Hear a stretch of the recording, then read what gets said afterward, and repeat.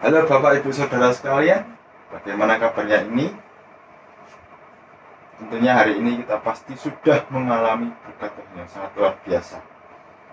Ya, pada hari ini bacaan kita terambil pada Ester pasal yang ke-8 ayat 3-17. Ester pasal 8 ayat 3-17. Mari sebelum kita melanjutkan renungan kita pada hari ini, kita bersatu di dalam doa.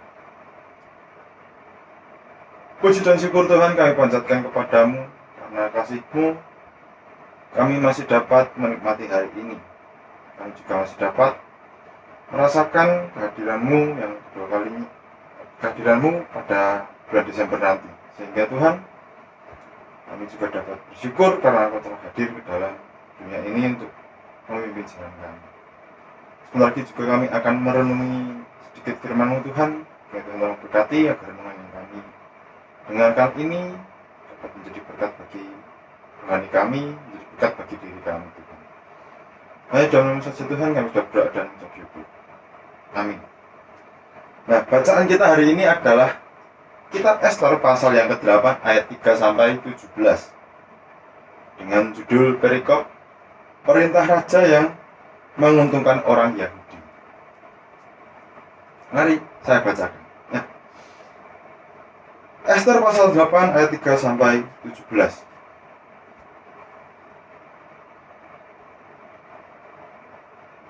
Kemudian Ester berkata lagi kepada raja sambil sujud di kakinya dan menangis memohon karunia-Nya supaya dibatalkannya maksud jahat Haman orang Agag itu, serta rancangan yang sudah dibuatnya terhadap orang Yahudi.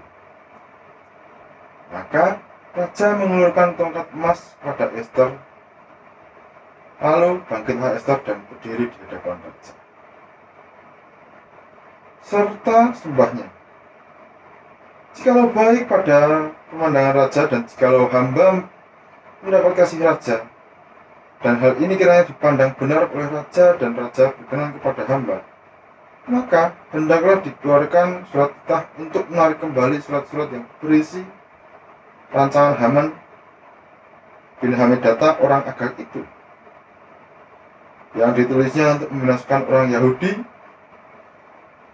di dalam semua daerah kerajaan. Karena bagaimana hamba dapat melihat malapetaka yang menimpa bangsa hamba, dan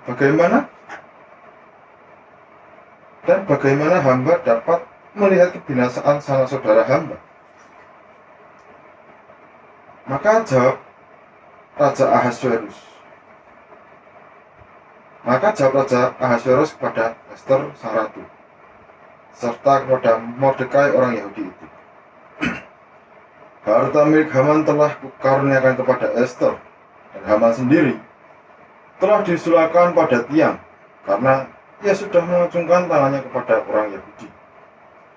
Tuliskanlah atas nama raja apa yang kamu pandang baik tentang orang Yahudi, dan materaikanlah surat itu dengan cincin materai raja. Karena surat yang dituliskan atas nama raja dan dimateraikan dengan cincin materai raja tidak dapat ditarik kembali.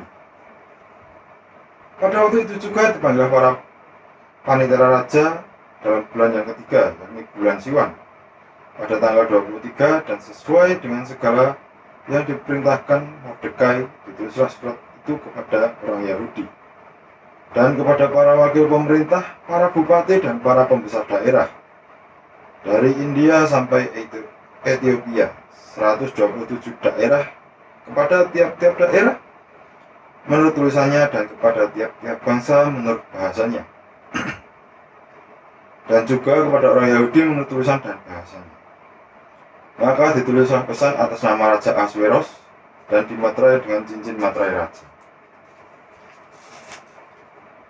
Lalu dengan perantara pesuruh-pesuruh cepat yang berkuda, yang mendarai kuda kerajaan yang tangkas yang diternakkan di kekudaan, dikirimlah surat-surat yang isinya Raja mengizinkan orang Yahudi di tiap-tiap kota untuk berkumpul dan mempertahankan nyawanya, serta memusnahkan, membunuh, atau membinasakan segala tentara, bahkan anak-anak dan perempuan-perempuan dari bangsa dan daerah yang hendak menyerang mereka, dan untuk merampas harta miliknya.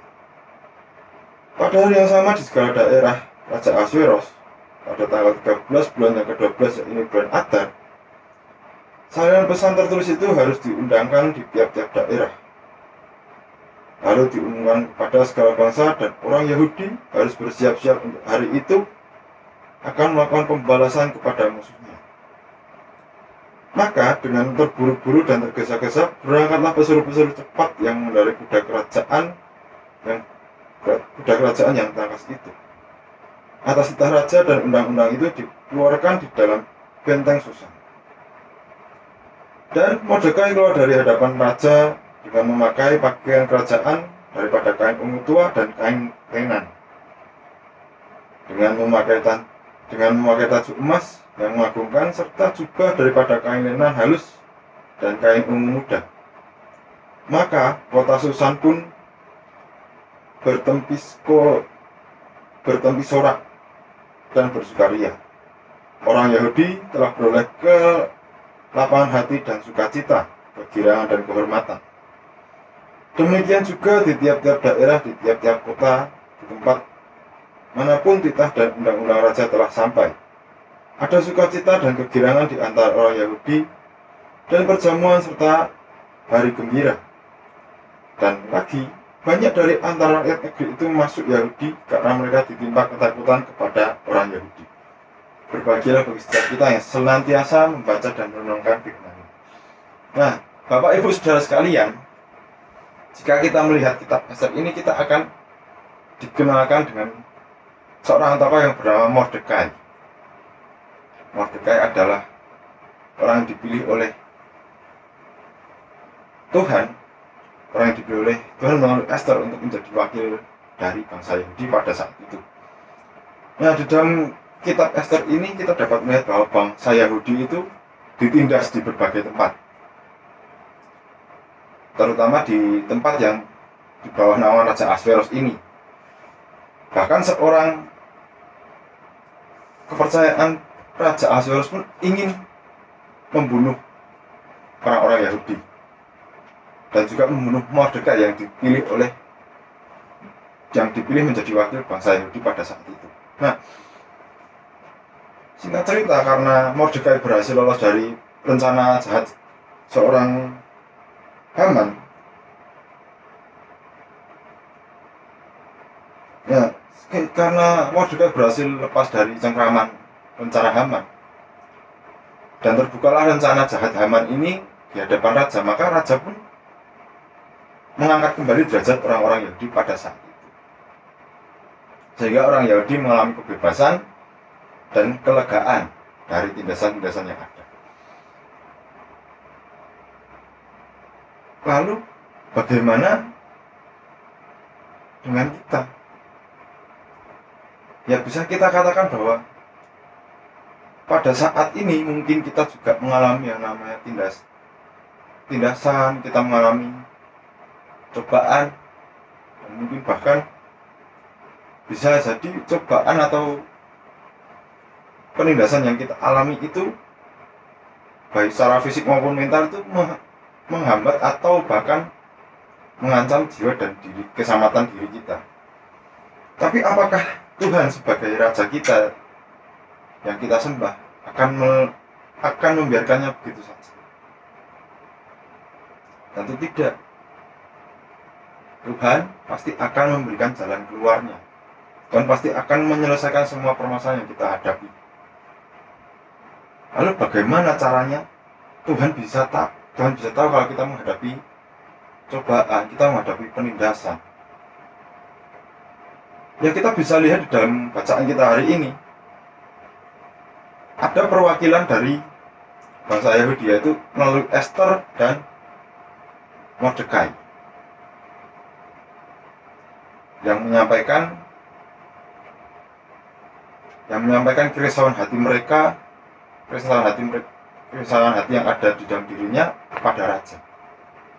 Begitu pula kita juga sebagai umat Kristen, sebagai umat Tuhan, Raja di atas segala raja ini juga bisa menyampaikan keluh kesah, keresahan hati kita dengan doa-doa, dengan puji-pujian tentunya. Sehingga Tuhan juga mendengar apa yang menjadi permasalahan kita. Tuhan juga mendengar apa yang menjadi pergumulan kita. Dan Tuhan akan menjawab dan akan membantu kita untuk menyelesaikan semuanya itu dan memberi kelegaan kepada kita.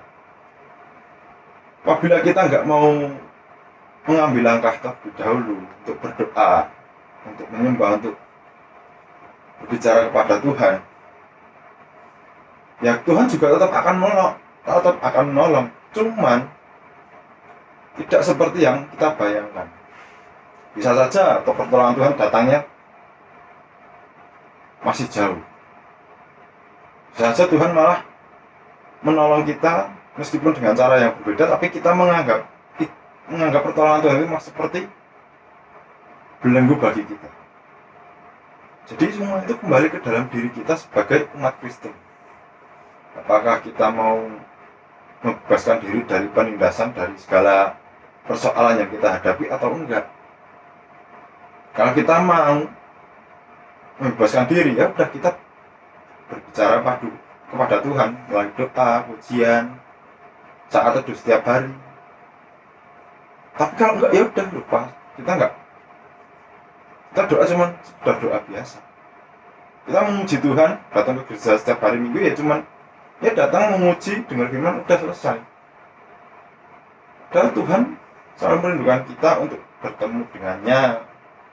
Tuhan selalu merindukan suara kita, cerita-cerita yang kita alami, tentang permasalahan yang kita hadapi. Tuhan merindukan semua itu. Tapi kita sebagai umatnya justru malah menganggap semua masalah yang datang itu adalah bentuk Tuhan yang meninggalkan kita. Padahal Tuhan mendatangkan semua itu agar kita kembali kepada Tuhan. Bukan untuk kita meninggalkan Tuhan atau makin jauh dari Tuhan. Sebentar lagi kita akan merayakan yang namanya Natal, di mana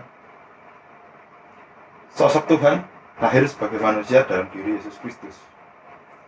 Tuhan yang maha tinggi mau merendahkan diri menjadi manusia sama seperti kita. Untuk melihat seperti apa umat yang dikasihi. Untuk mengajari bagaimana cara yang benar menjadi umat yang dipilih oleh Tuhan, menjadi umat yang dapat semakin dekat dengan Tuhan. Bukan cuma kedatangan Tuhan dalam diri Yesus Kristus ini hanya cukup datang, lalu pada waktunya nanti akan mati disalibkan dan menebus dosa kita. Enggak cuma itu. Tuhan mengerjakan karya keselamatan ini di dalam diri Yesus Kristus ini untuk kita umatnya. Kita udah diselamatkan, dan bagaimana caranya agar kita menjaga keselamatan ini agar dapat tetap berada dalam diri kita, bukan malah menghilang dari diri kita sendiri.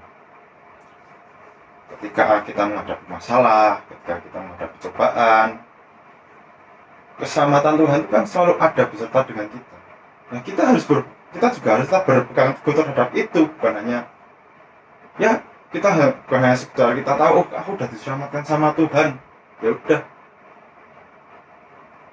kedepannya saya menjalani apa ya terserah saya. Enggak gitu caranya. Kita selamatkan oleh Tuhan, kita juga harus menjaga keselamatan itu agar tidak hilang dari kita. Kita harus menjaga keselamatan ini agar dapat tetap berada dalam diri kita dan semakin mendekatkan kita kepada Tuhan, bukan justru malah menjauhkan. Dan kita mendekatkan diri pada Tuhan setelah kita selamatkan ya dengan cobaan-cobaan itu. Kalau kita nggak bisa menghadapi cobaan tersebut, kita lupa dengan Tuhan, ujung-ujungnya kita menyalahkan Tuhan. Nggak cuma 1-2 orang pasti melakukan hal, nggak cuma 1-2 orang yang melakukan hal ini. Hampir semua orang pasti berpikiran seperti itu. Cobaan yang kau hadapi, penderitaan yang kau alami ini bukan dari Tuhan. Ini karena Tuhan meninggalkan. Hampir semua orang berpikiran demikian. Akan tetapi Tuhan mengatakan bahwa aku selalu berada di dekatmu. Untuk apa aku menyelamatkanmu kalau aku nggak ada di dekatmu? Untuk apa aku meninggalkanmu padahal aku sudah menyelamatkanmu? Tuhan nggak pernah berkata bahwa akan meninggalkan kita. Tapi tanpa kita sadari adalah kita sendiri yang meninggalkan Tuhan. Kiranya berkat Tuhan, keselamatan Tuhan senantiasa berada di dalam diri Bapak Ibu Saudara, berada di dalam diri kita semua, dan kiranya kita dapat semakin mendekatkan diri pada Tuhan dengan berbagai macam cobaan dan masalah yang kita hadapi. Mari kita kembali bersatu dalam doa. Ya Tuhan, ampunilah kami apabila kami sering lupa, kami sering tidak menganggap apa yang kami hadapi ini adalah sebuah bentuk rasa cinta yang Kau tunjukkan pada kami, rasa kasih yang Kau berikan pada kami. Ya Tuhan, tolong jaga kami. Tuhan, kiranya tolong bimbing kami, agar kami senantiasa dapat menjaga keselamatan yang sudah Kau berikan pada kami, agar kami tidak kehilangan keselamatan tersebut, dan justru kami dapat semakin dekat dengan Engkau melalui cobaan yang sedang kami hadapi, melalui penderitaan yang sedang kami hadapi sekarang ini. Tuhan, kiranya tolong sertai perjalanan hidup kami, sisa waktu kami, dan kiranya Tuhan tolong bantu kami agar kami dapat menjadi pribadi yang semakin dekat dengan Engkau dan semakin berkenan di hati-Mu saja. Dalam nama saja Tuhan kami sudah berdoa dan mengucap syukur. Amin.